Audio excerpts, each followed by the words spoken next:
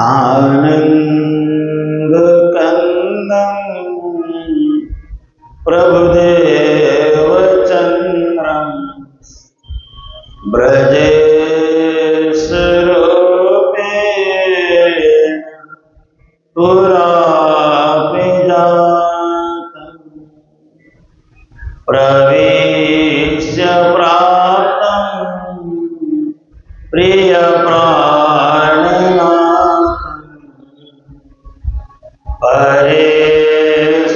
परेशपूर्णं सततं नमामि ब्रह्म प्रियाजा गगनाय जातः सर्वस्वपाता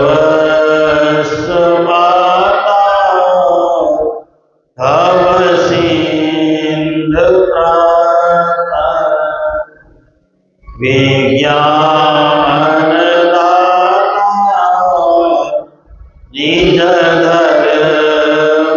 निजधर्मधाता दीनैकबन्धो शरणं बंदो श्री सद्गुरु चरण भवजलतारण कुमति विनाशन सुख करण गर्भ प्रहारण करुणा सागर अमित गुण चरण कमल के माही सुखकारी शीतल सदा सद्गुरु पद के छाम ब्रह्मानंद परात पर सो सतगुरु निज रूप परम पार सुख देते हैं सुंदर रूप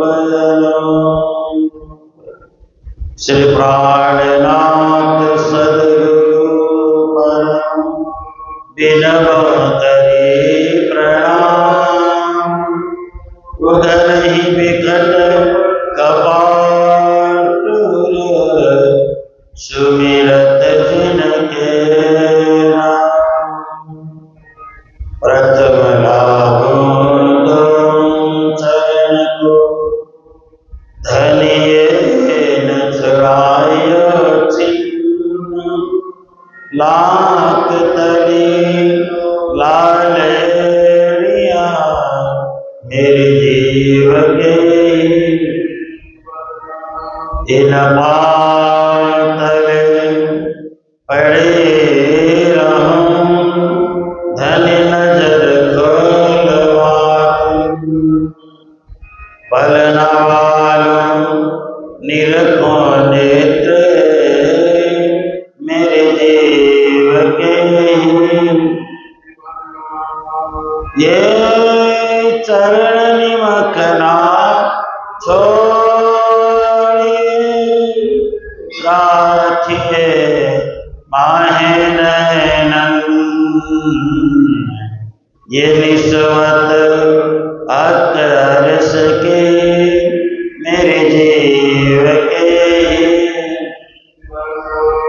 मंगल कृष्ण प्रणाम है मंगल धर्म प्रकाश मंगल सुंदर साथ है मंगल धाम जाओ मंगल सुंदर साथ है मंगल धाम उजाओ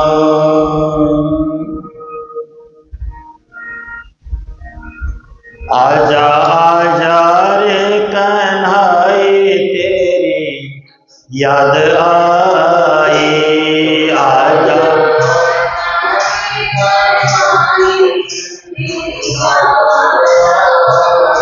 ओ आजा आजा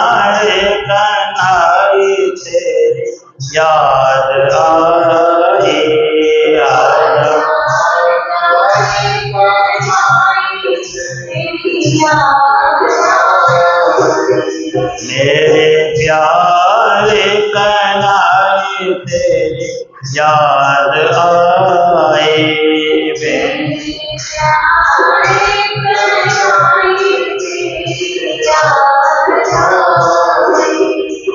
याद आई रे तेरी याद आई प्यारे, याद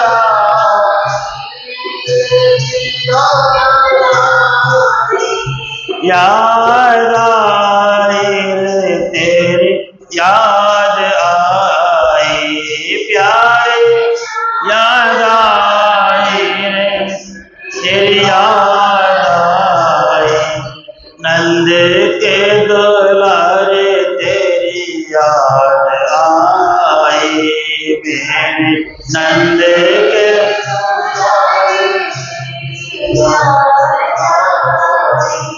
यशोदा के दुलारे तेरी याद आई। यशोदा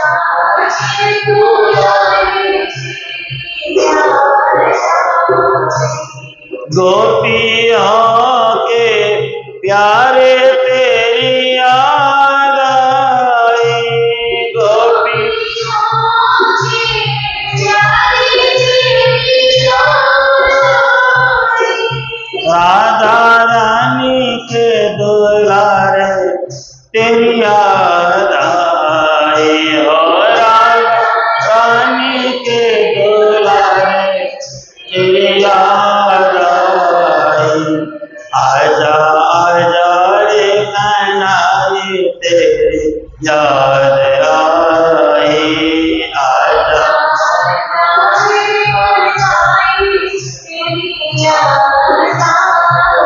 यो आजा आजा रे कन्हैया तेरी याद आई। आजा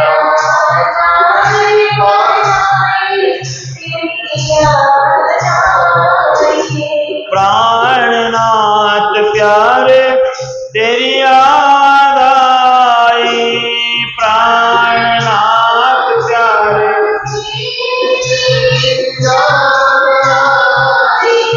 निजानंद प्यारे तेरी याद आई।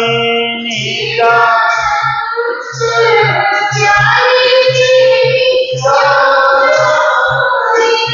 याद आई रे तेरी याद आई हो प्यारे।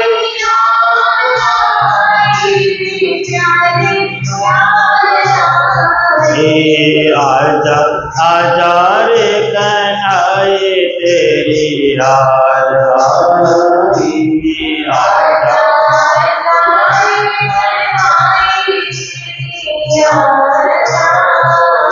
ओ मेरे प्यारे कन्हैया तेरी याद आई।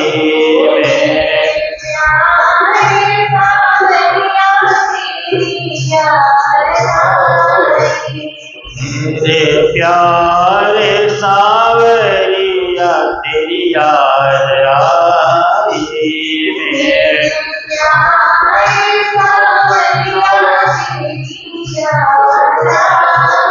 जो तेरी याद आई। जो तेरी याद आई। श्री कृष्ण कन्हैया लाल, श्री निजानंद स्वामी, श्री प्राणनाथ जी महाराज की, श्री महाराजा छत्रसाल, श्री बृजभूषण जी महाराज,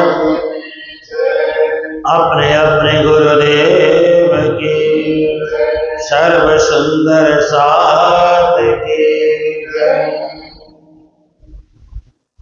नृप छत्ता सो बीतक आप, कयो आपनो सकल प्रताप।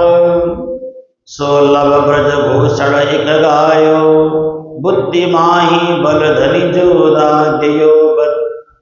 बुद्धिमाही बल धनी जो दियो। पूर्ण प्रेम स्वरूप तुम ब्रह्म सृष्टि सिरदार। तुम्हारे दो रूप में सतचिद आनंद सार। सो अपने लख लीजिए तीनों अंग प्रसिद्ध। तारतम्य ते देखिए दई धनी निज निध। जो तुम्हारी इह देह को मूल रूप तजी और। देखे सो समझो नहीं चित्त नवा को ठौर। नृप को भ्रात धरो लवे कल्ला जीते ही नाम। रहे आपो न के लंघा बरस दो ते ठाम। काम काज सरकार को जो है कुल्ली निदान। भार धर्यो हुई सिर सकल करो आपनो जान। वही प्रसन्न हुई यह कही तुम सो मंत्री और।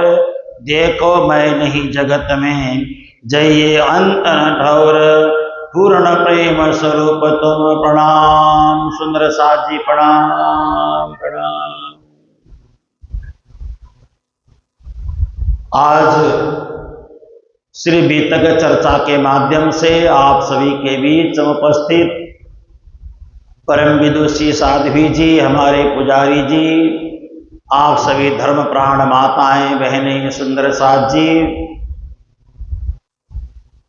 बीतक श्रवण का आनंद आप हम सब ले रहे हैं। अब हमारे बीच 11 दिन शेष बचा है छत्रसाल मिलाप के लिए। छत्रसाल मिलाप का प्रसंग आज के 11वें दिन में हमारे सामने प्रकट होएगा। उस दिन रक्षाबंधन भी है, जनेऊ पूर्णिमा भी है और छत्रसाल मिलाप भी है। तब तक ये सब बीतक के प्रसंग आप हम सब सुनते रहेंगे। बड़ा ही आनंद का विषय है। अपने सद्गुरुओं की जीवनी को आप हम सब श्रवण कर रहे हैं। साल में एक बार ये पावन अवसर हमें प्राप्त होता है। हमारे भारत में, विदेशों में, सब जगह मिलाकर के करीब करीब छोटे बड़े 800 प्रणामी मंदिर हैं। 800 प्रणामी मंदिर में से बड़े बड़े मंदिर भी 100-150 तो जरूर हैं और कोई सामान्य मंदिर हैं, कोई छोटे हैं, कोई बड़े हैं। इस समय सभी मंदिरों में, किसी मंदिर में प्रातः काल के समय, किसी मंदिर में मध्याह्न इस समय, किसी मंदिर में सायंकाल के समय बीतक कथा हो ही रही है। सब जगह बीतक चर्चा का लोग आनंद ले रहे हैं, अपने सद्गुरुओं की जीवनी को श्रवण कर रहे हैं, अपनी आत्मा को तृप्त कर रहे हैं। और ये जो बीतक प्रवचन है, ये ज्ञान की एक धारा है जिसमें आप हम सब निमज्जन कर रहे हैं, स्नान कर रहे हैं। जीवनी के साथ साथ ज्ञान भी है, इसमें खूब ज्ञान है। जिसको ज्ञान लेना है वो ज्ञान ले सकते हैं। जिसको जीवनी श्रवण करना वो जीवनी श्रवण करें। सदगुरु निजानंद स्वामी की जीवनी, सदगुरु प्राणनाथ जी की जीवनी, भगवान श्री कृष्ण की घटनाएं और महाराजा छत्रसाल जी के विषय में और अन्य संत गुरुजन के विषय में भी हम बीच बीच में कुछ कुछ बातें श्रवण करते रहते हैं। समय तो यूं ही व्यतीत होता रहता है। जैसे समय गुजरता जाता है वैसे वैसे हमारी उम्र गुजरती जाती है। कभी कभी मैं सोचता हूं, हम जन्मदिन मनाते हैं, 50वां जन्मदिन, 51वां जन्मदिन मनाते हैं, खुशी होती है, सबको अच्छा भी लगता है। लेकिन हम 50 साल तो हमारा पूरा हो गया, तो खुशी है या दुखी है ये समझ में नहीं आता है। लेकिन सभी की प्रसन्नता के लिए जन्मदिन मनाया जाता है, बड़े आनंद के साथ, बड़े खुशी के साथ, क्योंकि जन्मदिन मनाने से सभी को प्रसन्नता होती है, सबको आनंद आता है। अभी हमारे पुजारी जी कह रहे थे, आप बीच बीच में जब वाणी गायन करें तो सब प्यार से बोल सकें, बहुत अच्छी बात है। नहीं बोल पाए कोई बात नहीं, आनंद से सुनते रहिए, शब्दों को कान में पड़ने दीजिए, बड़ी मिठास से आप शब्दों को श्रवण करें, आनंद से श्रवण करें। सबसे ऊंची भक्ति श्रवण भक्ति है। और हम सुंदर साथ के बीच में हमारा व्यवहार प्रेम का होना चाहिए, प्यार का होना चाहिए, खटपटिया व्यवहार नहीं होना चाहिए। प्रेम और प्यार, करुणा और मैत्री, प्रेम हो, प्यार हो, करुणा हो, मैत्री हो, एक दूसरे की पीड़ा दे करके हम उसकी पीड़ा में सहायता करें।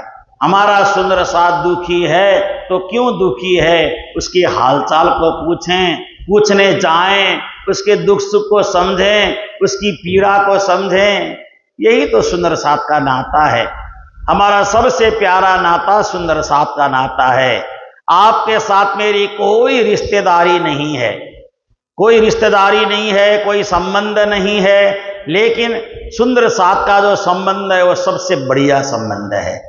सुंदर साथ का जो नाता वो सबसे प्यारा नाता है। हम सब सुंदर साथ हैं, इसलिए जयकारे लगाते हैं सर्व सुंदर साथ की। आपका भी जयकारा हो गया, मेरा भी जयकारा हो गया, सबका जयकारा एक साथ हो जाता है। प्यार की वाणी बोले, मधुर वाणी बोले, मीठी वाणी बोले, है ना।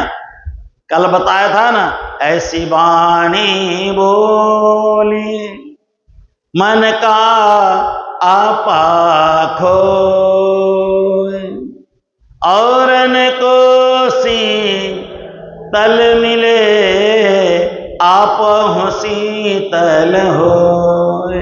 बोलने से भी आनंद आना चाहिए, सुनने को भी आनंद आना चाहिए। आपकी जुबान से निकलने वाले शब्द में शहद लगा हुआ होना चाहिए, मिठास, मधुरता, प्यार के शब्द होने चाहिए, उखड़े उखड़े शब्द नहीं होने चाहिए। श्री प्राणनाथ जी महाराज सुंदर साथ के साथ बहुत मीठा व्यवहार करते हैं, प्यार भरा व्यवहार करते हैं। देखिए, श्री प्राणनाथ जी ने विचार किया, न गुरु महाराज मेरे से बात करते हैं, भाभी मेरे को घर में ताना मारती है, अब मैं क्या करूं अपने घर में रह करके। तो जामनगर के राजा का भाई धरोल में कल्लाजी नाम करके था, उसका नाम कल्लाजी, वो राजा थे वहां के। तो उनसे बात करके उनको मंत्री पद का काम मिल गया। वहां जाकर के मंत्री पद के काम में रह गए, वहां के प्रधानमंत्री बन गए। देखिए, राजा कल्लाजी के पास जाकर के वहां मंत्री पद में रहे। कौन सी जगह पे? धरोल, जगह का नाम धरोल है, छोटा सा कस्बा है। वहां के राजा थे कल्लाजी, उनके पास जाकर के प्रधानमंत्री का पद श्री मेहराज ठाकुर को मिला। बड़े प्रसन्न होकर के मंत्री का काम संभालते हैं, परमात्मा का भजन करते हुए, परमात्मा को याद करते हुए, अपने गुरु महाराज को याद करते हुए। क्योंकि गुरु के अतिरिक्त हमारा जीवन में अपना कोई नहीं होता है, ये बात हमें समझ लेना चाहिए। गुरु ही हमारे मित्र हैं, गुरु ही हमारे बंधु हैं, गुरु ही हमारे सखा हैं। हर परेशानियां, सुख दुख की बातें अपने गुरु महाराज के सामने ही हम प्रकट कर सकते हैं, सबके साथ नहीं कर सकते। 2 वर्ष और 8 महीना श्री प्राणनाथ जी रहे, लेकिन मन में उदासी है। मन में सोचते हैं कब तक रहूंगा मैं यहां, गुरु महाराज से अलग होकर के कब तक रहूं। एक दिन आकर के राजा से कहा, हे राजा साहब, मुझे आप यहां से विदा दीजिए, मैं ना गुरु महाराज के पास जाके उनके करीब बैठूं, ऐसा मेरा मन लग रहा है। गुरु महाराज के पास बैठूं, उनके चरण दबाऊं, उनकी सेवा करूं, उनसे ज्ञान सीखूं, समझूं, जानूं, उनके मुखारबिंद का दर्शन करूं, ऐसा मुझे लगता है। तो बार बार यही बात कहते हैं, क्योंकि कितने साल अलग रहे गुरु महाराज के साथ। 2 साल घर में रहे, करीब करीब 4 साल अरब देश में रहे, 2 साल धरोल में रहे और 8 महीने अहमदाबाद में रहे। कितने साल हो गए गुरु महाराज से अलग हुए, कितने साल गुजर गए। 2 साल, 4 साल, 5, 6 साल, 6-7 साल से गुरु महाराज से अलग बैठे हुए, गुरु महाराज से मिलना ही नहीं हो रहा है। तो गुरु महाराज से बहुत मिलने का मन करता है, लेकिन मन करके रह जाता है। मिलने जाएं तो फिर गुरु महाराज मेरे से कहीं नाराज न हो जाएं। अगर मेरी वजह से गुरु महाराज नाराज हो, वो भी तो पाप है, वो भी तो गुनाह मैंने किया। ऐसा सोच करके सोच ही रहे थे, इधर सदगुरु देवचंद्र जी महाराज की उम्र 72 साल की हो गई और सदगुरु देवचंद्र जी महाराज संसार से मन भर गया उनका और राज्य के प्रति सुरता लगाने लग गए। अब ये शरीर अस्वस्थ हो जाए, बीमार हो जाए, उससे अच्छा है कि देह त्यागना बढ़िया है। संत महात्मा देह को आराम से त्याग देते हैं। संसार के लोग तो देह त्याग नहीं सकते, लेकिन ये संत गुरुजन देह को छोड़ देते हैं, देह को विश्रांति दे देते हैं। तो एक दिन श्री देवचंद्र जी महाराज ने अपने पुत्र बिहारी जी, बालभाई सभी को कहा, मेरा मन करता है कि मैं संसार छोड़ दूं, ऐसा मेरा मन करता है। कुछ तो अपने प्रिय शिष्य से बिछोड़, अपने प्यारे शिष्य से बिछोड़ होने से भी गुरु महाराज को अच्छा नहीं लग रहा था। श्री मिहिराज ठाकुर को अपने पुत्र से ज्यादा स्नेह करते थे, पुत्र से ज्यादा प्यार करते थे। उनसे अलग होकर के गुरु महाराज 6-7 साल से बड़े परेशान, उनको वैसे भी मन उकता गया। सोचा अब मेरा काम संसार में हो गया, अब सारी जिम्मेदारी श्री मिहिराज ठाकुर के कंधे में डाल करके मुझे परमधाम चले जाना चाहिए, ऐसा उन्होंने सोचा। बार बार ये बातें करने लगे तो बालबाई गई दौड़ी दौड़ी। बालबाई ने जाकर के कहा, लियाओ बेगी बुलाए के अब ही मेरे पास, करो बात उन सो सकल मेरे दिल की खास। कोई ऐसा हो जो मिहिराज ठाकुर को बुला के लाए, उनके पास, वो मेरे पास बैठे और उनको मैं बड़ी सारी बातें समझाऊं, ऐसा मेरा मन कर रहा है। ये बातें होने लगी तो बालबाई दौड़ी दौड़ी गई। जाकर के बालबाई ने कहा, आपको गुरु महाराज याद कर रहे थे, कुछ नहीं बताया बाकी।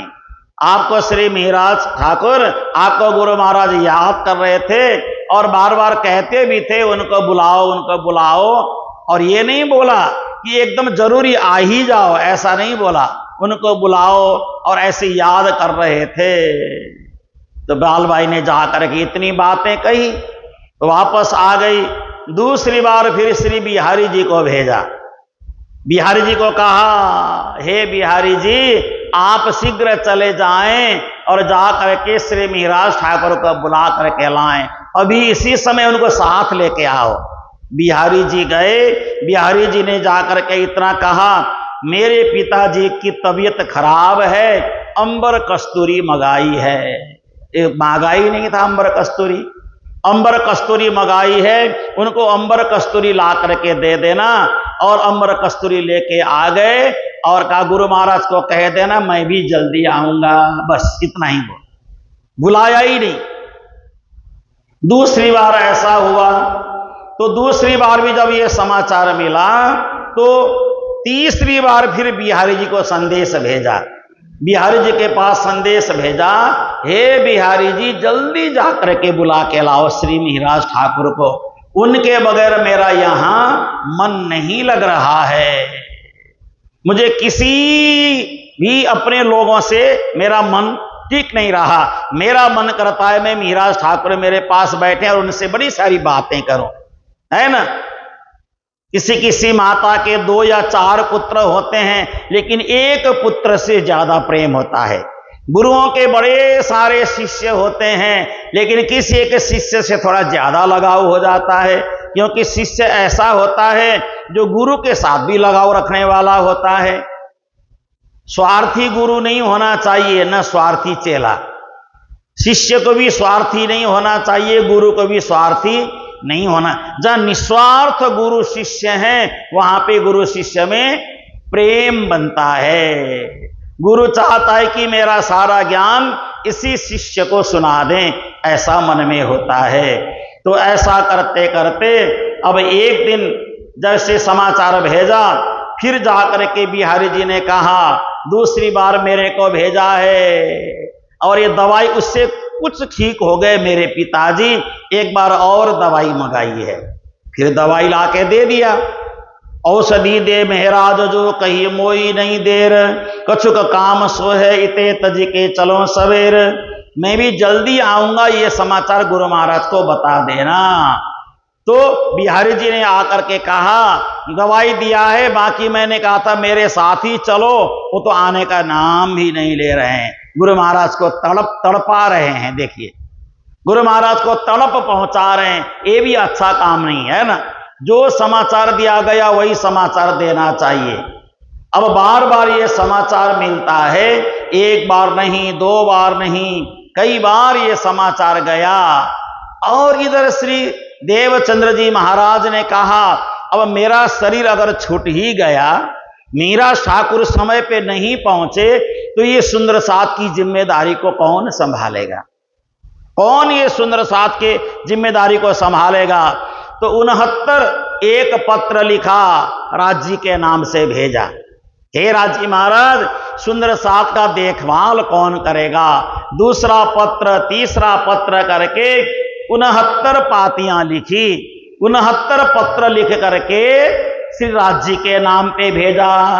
हे राजी महाराज, अब मेरा शरीर तो वृद्ध हो चला है, शरीर थक गया है मेरा। अब मैं, हे राजी महाराज, अब मेरी जिम्मेदारी मुझे किसको देना चाहिए? तो 69 पातियां लिखी गई, किसी पत्र का कोई जवाब नहीं आया। और एक दिन सभी लोग बैठे थे वहां पे, सदगुरु देवचंद्र जी महाराज ने कहा हे बालभाई, हे बिहारी, मैंने कई बार मीरा ठाकुर को बुलाने के लिए कहा, लेकिन आप लोग तो जाते हो वापस बैरंग लौट के आते हो, उनको साथ में लेके क्यों नहीं आते? जब ये समाचार बालभाई ने सुना, बालभाई विचार करने लगी बहुत ज्यादा परेशान हैं गुरु महाराज वीराज ठाकुर को याद करते हुए। तो बालबाई झड़ से चली गई, कहा हे श्री मिहिराज ठाकुर, आपको गुरु महाराज बहुत बार याद कर चुके हैं, अभी इसी समय मेरे साथ चल पड़ो, ऐसा बोला। और इधर श्री देवचंद्र जी महाराज ने एक पत्र 70वीं पाती लिखी, उसमें सब सुंदर साथ का भी दस्तखत कराया, सब ने उसमें साइन सिग्नेचर कर दिया, दस्तखत कर दिया कि अब सिर्फ मेरे बाद ये धर्म का भार कौन संभालेगा। ऐसा पत्र श्री राज जी के पास भेजा, 70वां पत्र भेजा, उसका भी जवाब नहीं आया। अब जब मिहिराज ठाकुर को बालबाई बुला के लेके आ गई है ना, वहां से समय तो लगता है आने में, दिन भर लंबा है ना, 12 कोस है, एक कोस में 3.5 किलोमीटर के करीब होता है, तो काफी दूरी है, तो आने में समय लगा। तो सदगुरु देवचंद्र जी महाराज के पास सीधे आए, आकर के घर में गए, नहाए धोए, और सुबह सुबह गुरु महाराज के पास आकर के जैसे ही श्री प्राणनाथ जी ने गुरु महाराज के चरणों में अपना सिर रखा, अपना सिर गुरु महाराज के चरणों में अर्पण किया, जैसे सिर झुकाया उसी समय श्री मिहिराज ठाकुर के जेब से सारे के सारे पत्र के उत्तर जमीन पे गिर गए। बोलो श्री सदगुरु महाराज की, श्री प्राणनाथ प्यारे की। सारे के सारे पत्रों का उत्तर गिरा और कहा ये मिहिराज ठाकुर आपके जेब से क्या गिरा है? कुछ गिरा है? तो एक पत्र खोल करके देखा, उसमें लिखा था हे देवचंद्र जी, ये आपके बाद आपका सारा धर्म का भार यही श्री मिहिराज ठाकुर संभालेंगे। दूसरे में, तीसरे में, चौथे में, सभी 69 पत्रों में एक ही जवाब लिखा हुआ था। अब सब सुंदर साथ को विश्वास हो गया, अब देवचंद्र जी महाराज के बाद हमारे गुरु श्री मिहिराज ठाकुर ही हैं और कोई हमारे गुरु नहीं है, ऐसा सोचा। सबके दिल में यही बात आई और श्री गुरु महाराज ने पूछत आयो कौन है, साखी वारो ऐन, सुनत नाम मेहराज को भयो चित्त में चैन। जब प्रणाम करने लगे, लेटे हुए थे सदगुरु महाराज श्रीदेव चंद्र जी, लेटे हुए थे, तो चरणों में अपना सिर करके प्रणाम किया। तो कौन है प्रणाम करने वाला, ऐसा बोला सदगुरु महाराज ने। उसी समय श्री मीरा ठाकुर ने कहा, मैं साखी वाला, आपके प्रवचन के बाद में साखी सुनाता था ना आपको, बीच बीच में अनेकों तरह की साखियां सुनाता था, वो साखी सुनाने वाला महाराज। ऐसा बोलते ही अपना हाथ महाराज ठाकुर के हाथ में दिया और श्री महाराज जी ने गुरु महाराज को दोनों हाथ से पकड़ करके बैठा दिया। बोलो श्री सदगुरु महाराज की। और आराम से सदगुरु महाराज आसन में बैठ गए और जैसे कोई बीमार है ही नहीं, एकदम जैसे तंदुरुस्त हो गए। और बहुत अच्छा हुआ आप आ गए, बहुत बढ़िया हुआ। कोई जिम्मेदारी अभी बची तो नहीं है ना कोई? नहीं गुरु महाराज, अब सब जिम्मेदारी में छोड़ के आया हूं। कल्ला जी को मैंने एक दूसरा व्यक्ति वहां पे रखा और सारी जिम्मेदारी सौंप करके मैं आ गया हूं। या जाके आओगे, एक बार अपना सारा काम पूरा करके आना हो तो पूरा करके आओ, लेकिन अब यहां आने के बाद दोबारा जाने को नहीं मिलेगा। इसी से पता चलता है श्रीदेव चंद्र जी अस्वस्थ हैं तो श्री मिहिराज ठाकुर की वजह से। देखिए, रामकृष्ण परमहंस के बड़े सारे शिष्य थे, हजारों शिष्य थे, लेकिन एक शिष्य से ज्यादा प्रेम करते थे, वो है स्वामी विवेकानंद। स्वामी विवेकानंद, यहां तक उनकी जीवनी में लिखा है, जब उनके सामने भोजन की थाली ला करके रखी जाती थी रामकृष्ण परमहंस के सामने, तो भोजन की थाली में से भोजन ऐसे उठा करके स्वामी विवेकानंद को खिलाने लगते थे। देखो कितना प्यार है। भोजन उठाया, विवेकानंद जी को खिलाया, एक बार खिलाया, दो बार खिलाया, तीन बार खिलाया, ऐसे उठाया खिलाया, उठाया खिलाया। तो विवेकानंद जी कहते थे, गुरु महाराज आपने तो नहीं लिया मेरे को, आप भोजन करा रहे हैं, नहीं तुम खा रहे हो, पेट मेरा भर रहा है। सदगुरु महाराज की, खा तुम रहे हो लेकिन पेट मेरा भर रहा है। इसको कहते हैं गुरु शिष्य में एक रूपता हो जाना, जहां पे भिन्नता समाप्त हो जाना। खिलाया जा रहा है स्वामी विवेकानंद को, पेट भर रहा है। रामकृष्ण परमहंस का कितनी, देखो कितनी एकाग्रता है, कितनी तल्लीनता है, कितनी समर्पण की भावना है। और कई बार तो मैंने सुना है उनकी जीवनी में, भोजन लाने के बाद सारा भोजन एक कटोरी में डाल करके विवेकानंद के पीछे पीछे दौड़ते थे। हे विवेकानंद, हे नरेंद्र, तू पहले भोजन कर फिर मैं खाऊंगा, तू पहले भोजन कर फिर मैं खाऊंगा। सब छूट गया उनका। विवेकानंद का अपने शिष्य के प्रति इतना लगाव बन गया। इसका मतलब यह है, जो धर्म का भार संभालने वाला शिष्य होता है, उसके प्रति गुरु को भी अपनापन हो जाता है, स्नेह हो जाता है। अब बात बुलावन की किन्हू कहीं न मोह सो जाए, इतना आने में विलंब क्यों किया श्री महाराज जी आपने? उन्होंने कहा मुझे किसी ने भी बुलाया नहीं। सबने जाकर के यही कहा, गुरु महाराज आपको याद कर रहे हैं, याद कर रहे हैं, इसके अलावा कुछ नहीं कहा। आओ बोला ही नहीं, अभी चल पड़ो बोला ही नहीं, मैं तो तभी चली पड़ता। गुरु महाराज ने बुलाया है, किसी ने बोला ही नहीं। याद तो सब करते ही रहते हैं ना। बोले दीन दयाल तब परमहंस निज संत, जगते अवफारिक भय चरण छोड़ी नहीं अंत। अब जिम्मेदारी से मुक्त हो गए, अब मेरे पास से एक कदम भी दूर नहीं जाना, मेरे पास ही बैठे रहना। उन्होंने कहा गुरु महाराज अब मैं आपको छोड़ के कहीं भी नहीं जाने वाला। देखो मिहिराज ठाकुर, जब जब मैं अपनी सुरता परम धाम में लगाता हूं तो मेरे को क्या दिखता है? श्रीधाम द्वार इंद्रावती रोवत लखी अपार, बैठी सको नहीं धाम में या को रोवत देख, बुलवाए तुमको इतई ताते जान अभिषेक। जब मेरी सुरता परम धाम तक पहुंचती है तो दरवाजे में इंद्रावती यानी तुम्हें रोती हुई मैं देख लेता था। तुम्हें वहां रोता हुआ देख करके मैं परम धाम के अंदर जा नहीं पाया। अब तुम आ गए, तुम प्रसन्न हो गए, तुम खुश हो गए, मैं भी प्रसन्न हो गया, मुझे भी आनंद आ गया। इसलिए श्री प्राणनाथ जी ने वाणी में कहा है ना, एक सुंदर साथ दूसरे सुंदर साथ को दुख नहीं देवे।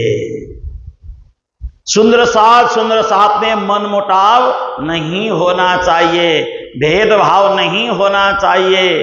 अमीर हो गरीब हो, छोटा हो बड़ा हो, हम हैं तो सुंदर साथ, हैं तो एक ही परम धाम के रहने वाले हैं ना। लड़ाई झगड़े किस बात की, भेदभाव किस बात की, अमीर गरीब किस चीज के लिए? हम सब एक हैं, एक ही तो हैं हम सब सुंदर साथ। इसलिए सुंदर साथ में आपस में मनमुटाव कभी नहीं रखना चाहिए। प्रणाम एक दूसरे को कर लिया करो, एक दूसरे को प्रणाम का आदान प्रदान करो। अपने से गलती हो गई तो माफी मांग लो, सामने वाले से गलती हो गई उनको कहो आपसे गलती नहीं, गलती मेरे से ही हुई है, यूं कह करके क्षमा याचना कर लो। पारिवारिक समस्या कई बार आ जाती है, पारिवारिक समस्या आने से मनमुटाव होता है। वो पारिवारिक समस्या अपनी जगह है, सुंदर साथ का नाता अपनी जगह है। इसलिए सुंदर साथ का नाता जो है ना, वो मजबूत नाता है, वो घनिष्ठ नाता है हमारा। इसलिए सुंदर साथ का नाता कभी न टूटने वाला नाता है। हमें राज राज कहना है, सदा सुखी रहना है। आमदनी कहना है, सदा सुखी रहना है।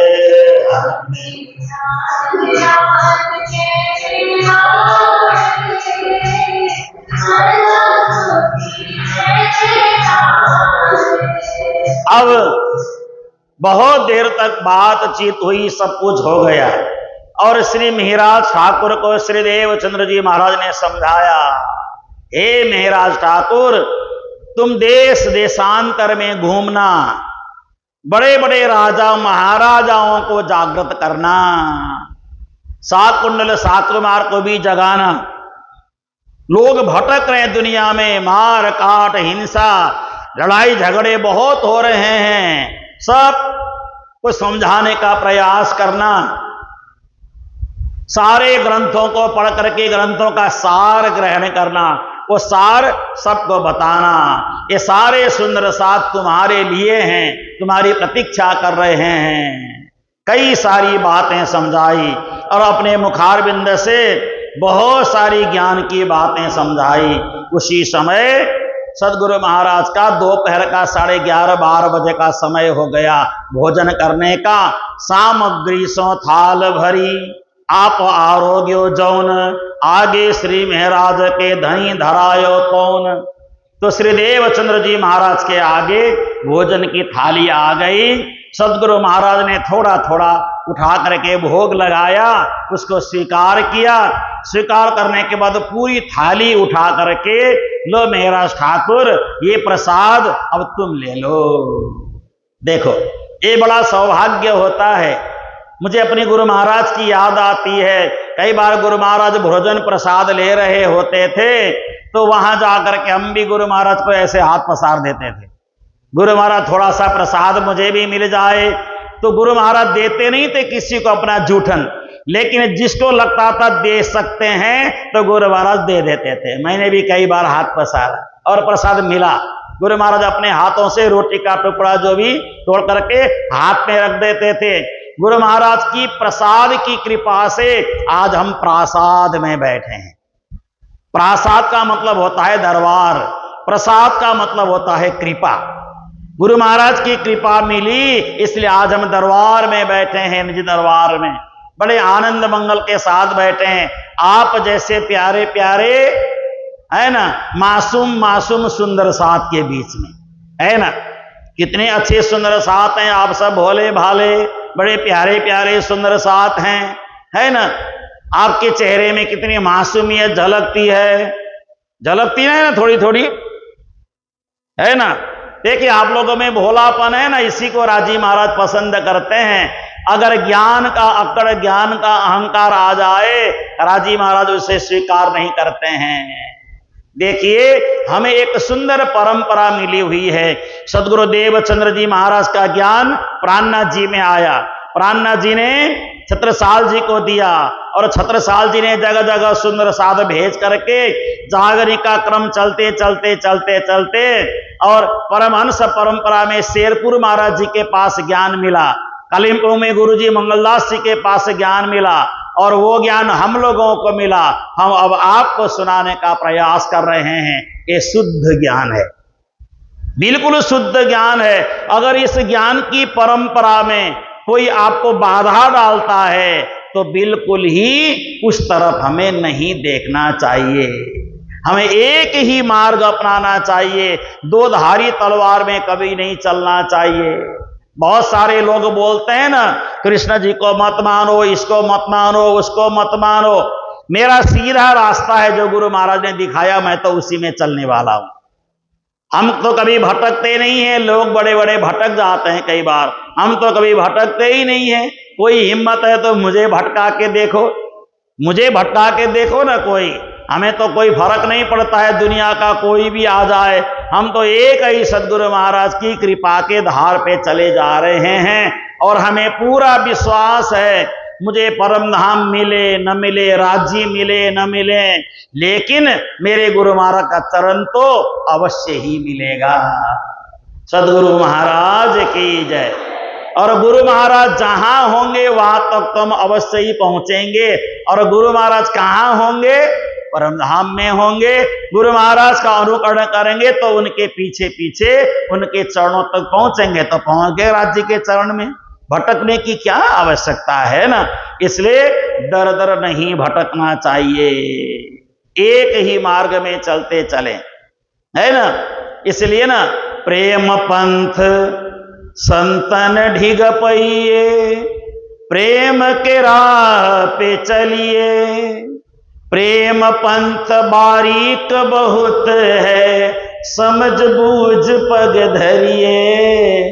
प्रीतम प्रीतन करिए, प्रीत करे दुख हो। ऊंचा बिकटा सिलसिली घाटी, पग धरते गिर पड़िए। ये परमधाम का मार्ग बड़ी सिलसिली फिसलन वाली घाटियां हैं। एक धार पे चलते रहें, धार न बदलें, ट्रैक नहीं बदलें। ट्रैक बदलने का मतलब होता है एक्सीडेंट हो जाना, दुर्घटना हो जाना। दुर्घटना में हमें नहीं जाना है। हम एक ही मार्ग में चलते रहेंगे तो परम धाम का द्वार हमारे लिए सदा सदा खुला है, खुला ही रहेगा। इसलिए सदगुरु महाराज ने भोजन की थाली दे दी तो उन्होंने कहा, हे गुरु महाराज, ये इतना भोजन मैं अकेले कैसे ग्रहण करूं? आप एक बार श्री बिहारी जी महाराज को भी कहिए ना, मेरे साथ बैठ करके भोजन ग्रहण करें, हम दोनों एक साथ भोजन ग्रहण करेंगे। तो बिहारी जी को कहा गुरु महाराज ने, तो गुरु महाराज के कहने से बिहारी जी मान गए। नहीं तो बिहारी जी श्री मीरा ठाकुर के साथ एक ही थाली में भोजन लेना पसंद नहीं करते थे, है ना।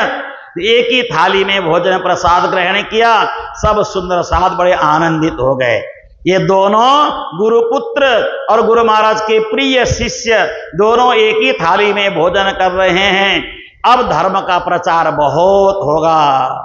और भोजन करते करते बीच में उद्धव जी बैठे हुए थे किनारे में। उद्धव जी कौन है? उद्धव जी श्री मीरा ठाकुर के सबसे छोटे भ्राता।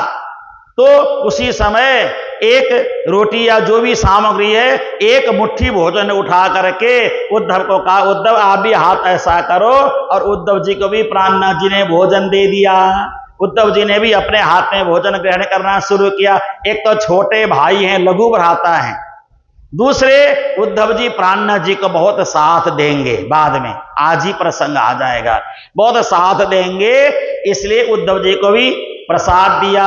तीनों ने मिलकर के प्रसाद लिया। देवचंद्र जी महाराज मुस्कुराने लगे, बड़े प्रसन्न हो गए, आनंदित हो गए। गुरु महाराज को प्रसन्नता कब होती है? जब शिष्यों में प्रेम होता है। जब शिष्यों में लड़ाई झगड़ा होता है, गुरु महाराज भी दुखी हो जाते हैं। शिष्यों में प्रेम होना गुरु महाराज को अच्छा लगता है।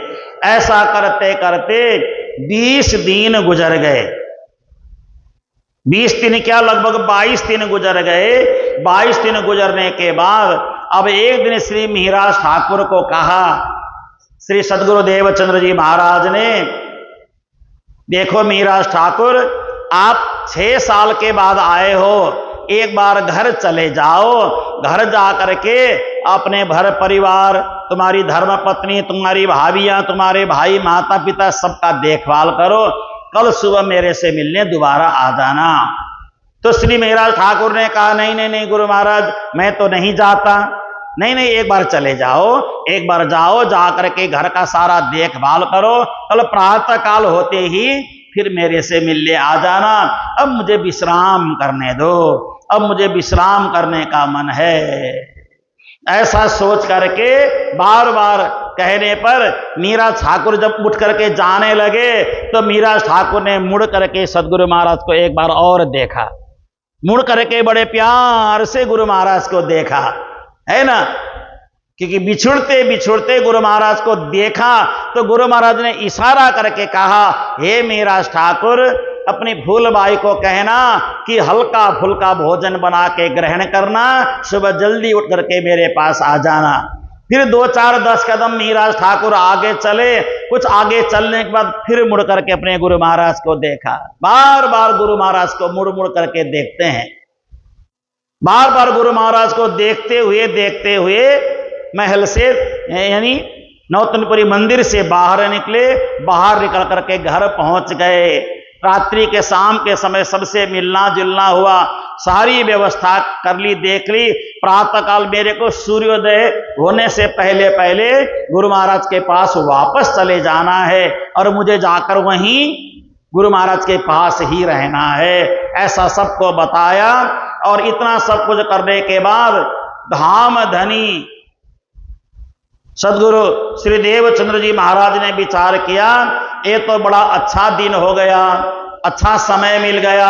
अब मुझे एक काम कर लेना चाहिए कि इसी समय मुझे अपनी सुरता राज्य के साथ जोड़ देना चाहिए।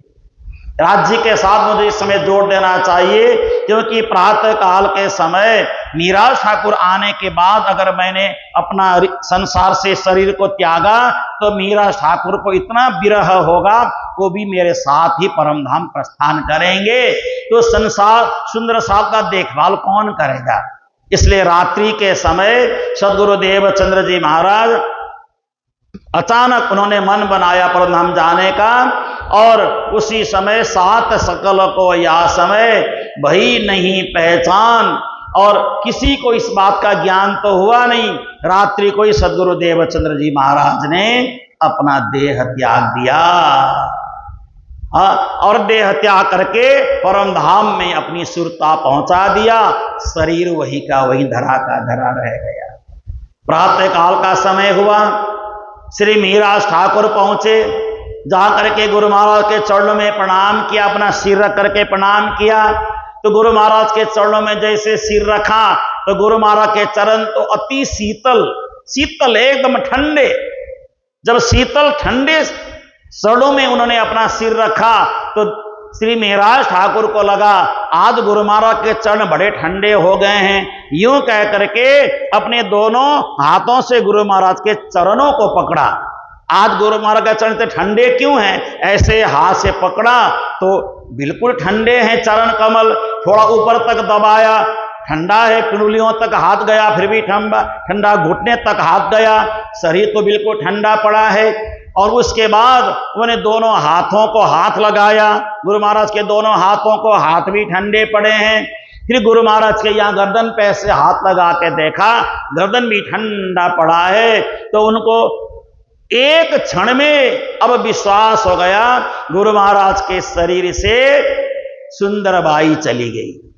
सुंदरबाई अब चली गई है, अब गुरु महाराज का शरीर रह गया है, सुंदरबाई परमधाम चली गई है। इसी समय श्री मिहिराज ठाकुर को बड़ा दुख लगा, बड़ा धक्का लगा। सोचने लगे अब कौन है इस दुनिया में, मेरा अपना कौन है? अब मैं किसके पास जाऊं, किसको अपना दुख सुख सुनाऊं? किसके पास जाकर के ज्ञान की बातें मैं पूछूं? अब तो मेरा कोई न रहा, अब मेरा कोई अपना रहा ही नहीं दुनिया में। इस संसार के नाते तो मुझे परेशान करने के लिए बने हैं। एक ही गुरु महाराज के साथ मेरा ऐसा नाता था, हर प्रकार की शांति मिलती थी यहां आने पर। अब गुरु महाराज इस शरीर को छोड़ करके पंच तत्व को यहीं छोड़ दिया और स्वयं परम धाम की ओर प्रस्थान कर गए।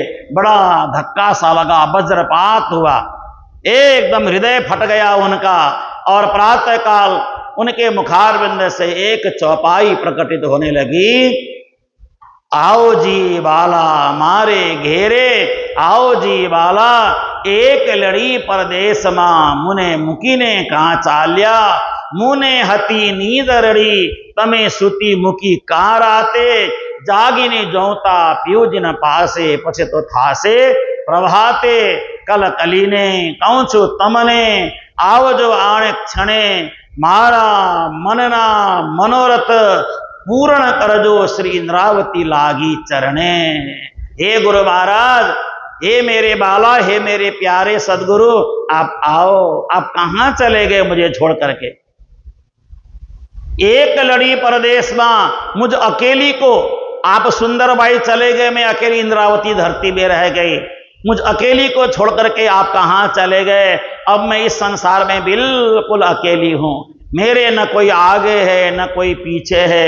इस संसार के नाते तो सब परेशान करने वाले नाते हैं। एक सच्चे आप ही थे और आप भी मुझे छोड़ करके चले गए। और इतना ही नहीं, मुने होती नींद रड़ी, मैं तो नींद में सोई हुई थी। नींद में, इतनी गहरी नींद में सोई थी, आपका जाने का पता ही नहीं चला। और आपने मुझे कितना प्यार दुलार से मुझे घर भेजा था, प्रातःकाल जल्दी आना, फिर मेरे से मिलना हो जाएगा। तो आपसे तो मैं मिल ही नहीं पाई। अब किससे मैं मिलूं? जिनसे मैं मिलने के लिए आया था वो तो है ही नहीं यहाँ पे। आपने मेरे को ऐसा बहला फुसला करके क्यों घर भेजा? मैं उस समय घर क्यों चला गया? मुझे घर नहीं जाना चाहता। आपकी बात ना मान करके मुझे यहीं रहना चाहिए था। ऐसा कहते हुए श्री मिहिराज ठाकुर बारंबार परमात्मा के विरह में, अपने गुरु महाराज के विरह में रोने लगे। और रोते हुए गुरु महाराज बहुत देर तक श्री प्राणनाथ जी महाराज रोते रहे, परेशान हो गए। लेकिन अब कर क्या सकते हैं? शरीर तो शरीर है, आत्मा आत्मा है। देह तो छूटता ही छूटता है और देह तो पंच तत्व में मिलना ही मिलना है। कहा जाता है सदगुरु महाराज के शरीर को उठा करके ले गए, उनको समाधि में रखा, या संस्कार जो भी उस समय के हिसाब से जो भी हुआ। उसके बाद अब 1 दिन 2 दिन करते करते 10 दिन 15 दिन 20 दिन गुजर गए, मंदिर में कोई नहीं आता है। नौतनपुरी का मंदिर बिल्कुल खाली पड़ा है, बिल्कुल खाली पड़ा है। और गुरु महाराज के धाम जाने के बाद अब श्री मिहिराज ठाकुर मंदिर में जाते हैं, कोई वहां होता ही नहीं है। गुरुदेव तेरे चरणों से हमको न जुदा करना, जब याद तेरी आवे मिलने की दया करना। गुरुदेव तेरे चरणों से हमको न जुदा, जब याद तेरी आवे मिलने की दया। ना मैं तपसी ना ज्ञानी, ना मैं योगी न ध्यानी, ना मैं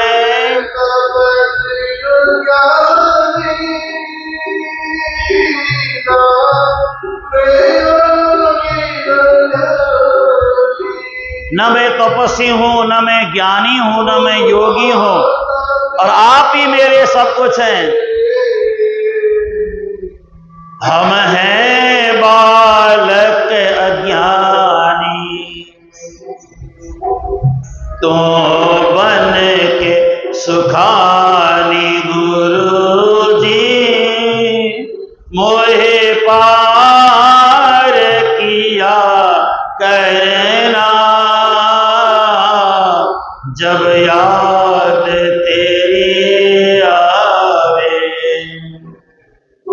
मिलने के दया कर, कित द्वार तेरा तज के, अब कहाँ मैं जाऊं, कित द्वार तेरा तज के,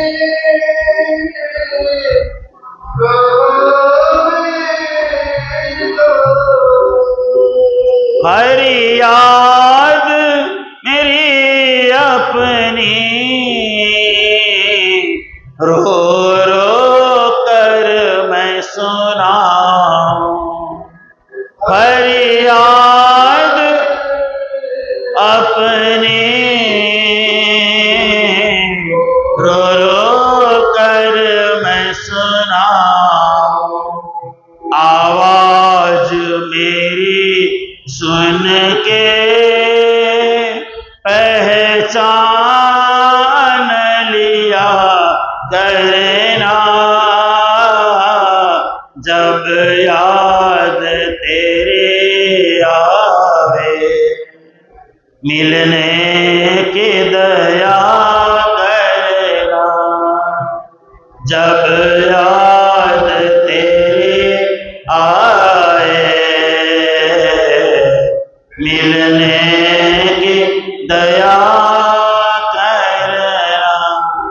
हे गुरु महाराज, बस इतनी ही प्रार्थना है, जब जब मैं आपको याद करूं, स्वप्न में ही सही मुझे आकर के जरूर ढाढ़स बंधाना, मुझे आकर के जरूर दर्शन देना। मेरी आत्मा तो आपके प्रेम की भिखारिन है, बस मुझे और कुछ नहीं चाहिए। समय गुजरता गया, समय बीतता गया, 20-22 दिन हो गए। एक दिन बालवाई जी ने आकर के श्री मिहिराज ठाकुर को कहा, हे मिहिराज ठाकुर, 1 महीना होने को आया है, अब नौतनपुरी की गद्दी तो बड़ी महत्वपूर्ण है, इस पर किसको बैठाया जाए, क्या आप बैठोगे इस गद्दी में? मिहिराज ठाकुर ने कहा, इस गद्दी में मेरा सिर झुक सकता है, मैं बैठ नहीं सकता। ये गद्दी प्रणाम करने के लिए मेरा स्थान है, लेकिन मैं इस गद्दी में बैठ नहीं सकता। एक बार मैं बैठा था गुरु महाराज के सामने, तब से मैं पछता रहा हूं। मुझे इस गद्दी में बिल्कुल नहीं बैठना है, तो किसको बैठाया जाए? इस गद्दी में किसी को तो बैठाना ही होगा। ये कहाँ की बात है? नौतनपुरी धाम की बात है, नौतनपुरी धाम की बात है। सदगुरु देवचंद्र जी महाराज तो बड़े महत्वपूर्ण हैं, उनकी लीला बड़ी महत्वपूर्ण है। वो तो साक्षात परमात्मा के स्वरूप थे, वो तो साक्षात ब्रह्म के स्वरूप थे। तो ये सब सोच करके अब किसको बैठाया जाए? तो उसी समय सब ने मिलकर के एक ही सुझाव दिया, एक काम कर सकते हैं कि इस गद्दी में गुरुजी के ही पुत्र श्री बिहारी जी को बैठा दिया जाए।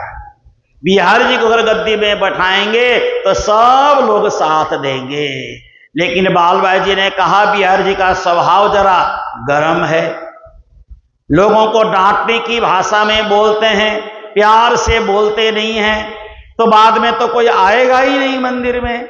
डांट की भाषा सुंदर साथ नहीं समझते हैं। सुंदर साथ को तो प्यार की भाषा चाहिए, मीठी भाषा चाहिए, मधुर भाषा चाहिए, प्यार से समझाने वाला व्यक्ति चाहिए। और बिहारी जी की भाषा कठोर है, उनका हृदय भी कठोर है, वो भाषा भी उनकी कठोर है, तो यहां तो कोई आएंगे ही नहीं। तो ऐसा करने के बाद श्री मिहिराज ठाकुर ने कहा, हे बालभाई जी, आप बिल्कुल चिंता नहीं करना, सब काम मैं संभाल लूंगा। बिहारी जी महाराज को गद्दी में बैठाएंगे। आने वाले 2 दिन बाद बुधवार के दिन बिहारी जी को बैठा करके धूमधाम से मेला भंडारा करेंगे और सबसे पहले मैं उनको जाकर के चरणों में प्रणाम करूंगा। तो सब सुंदर साध मेरी देखा देखी प्रणाम करेंगे और मैं रोज उनके चरणों के नीचे बैठ करके ज्ञान चर्चा सुनूंगा। सब सुंदर साध भी सुनना शुरू करेंगे, सब ठीक हो जाएगा।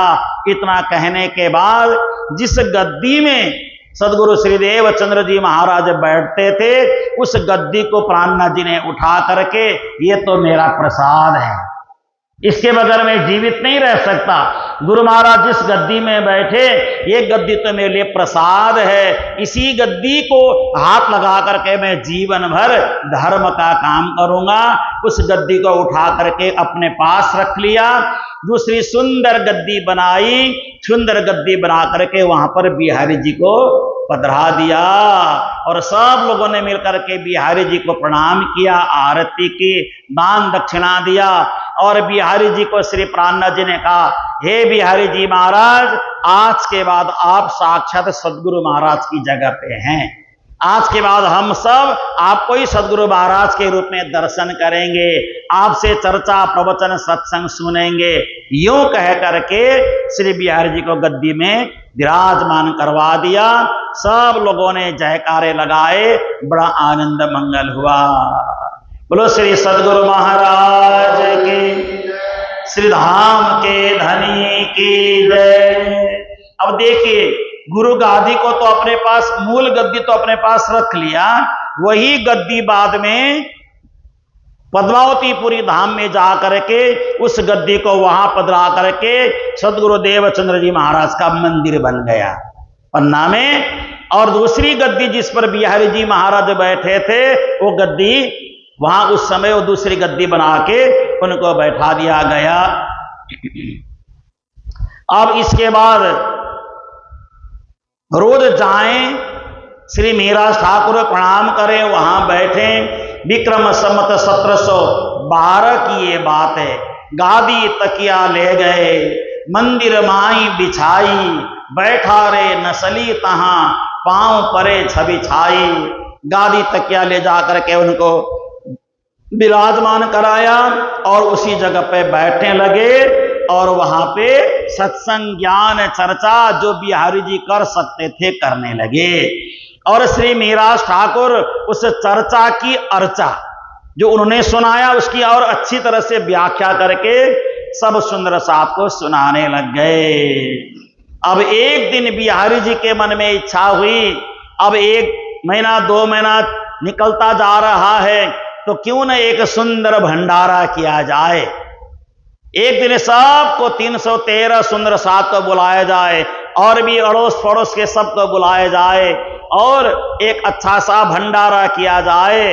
तो भंडारा के लिए सारी सामग्री तैयारी होने लगी और सुंदर साथ को कहा गया, हे सुंदर साथ जी, अब आने वाले दिन भंडारा है, कल परसों के दिन आप सब लोग दूध लेके आना।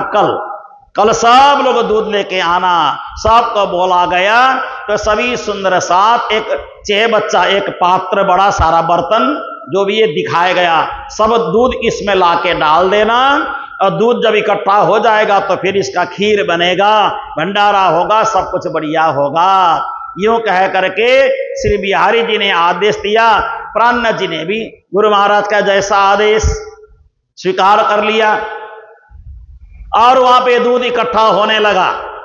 दूध इकट्ठा होने लगा, कपड़े से ऐसे छाना गया है, कपड़ा ऐसे लगाया हुआ है ऊपर ताकि जो दूध गिरे तो नीचे दूध जाए, छन करके दूध नीचे जाए।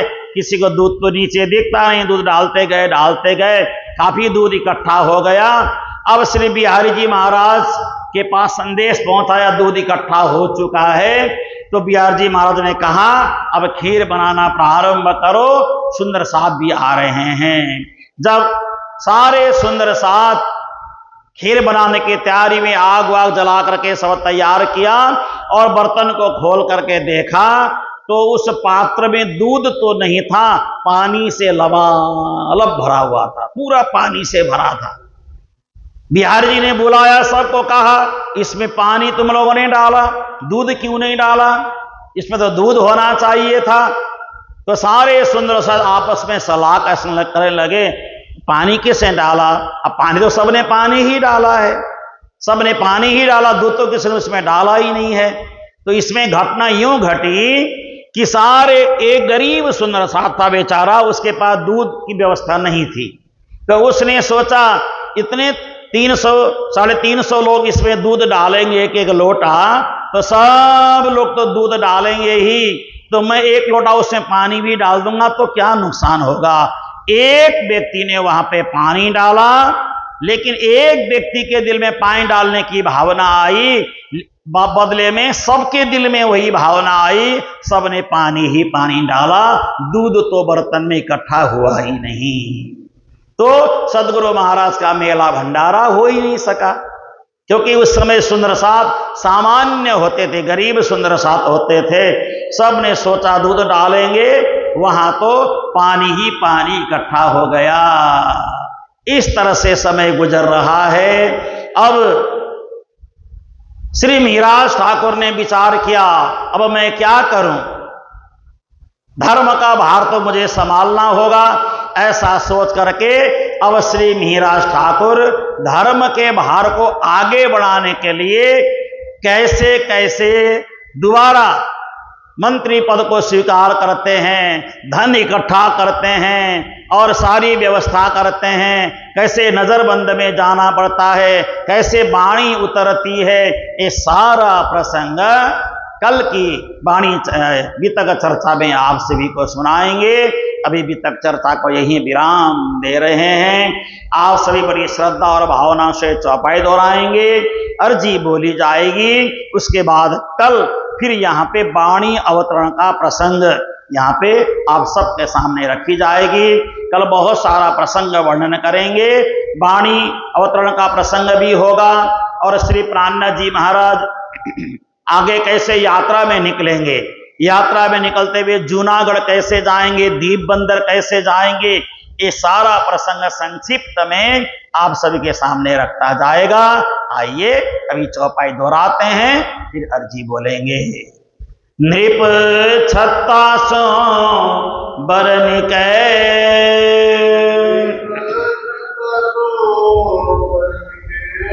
कयो धनी विस्तार, ब्रज भूषण ताले सको, पावत वारन पार, पावत वारन पार। श्री कृष्ण कन्हैया लाल की, श्री निजानंद स्वामी की, श्री प्राणनाथ महाराज की, श्री महाराजा छत्रसाल सर्व सुंदर सार, अपने अपने गुरुदेव की प्रणाम। सुंदर साथ जी प्रणाम। जी हम जैसे तुम जीन करो, मेरा तलफ तलफ जाए जीव जी, जीवड़ा तो जी वे नहीं क्यों, मीटे दिल की प्यास जी, तुम बिना मैं किन सका हूँ, तुम हो मेरी आस जी, आस वीरानी तो करूं पिया, जो कोई दूसरा होए जी, सब विद पिया जी समरथ, दिन रन जाते रोए रोए जी, जन्म आंधी जो हम होती सो तुम देखत कीजिए, जब तुम आप दिखाओगे तब देखोगे नैना भर जी। ए पुकार पिया सुन के अब ढील करो तुम जीन जी। छिन छिन खबर जो लीजियो मैं अर्ज करूं दुल्हीन जी। इति अर्ज में तो करूं बियाड़ी भई अंतराय जी। सोआड़ी अंतराय टाल के दुल्हा लीजिए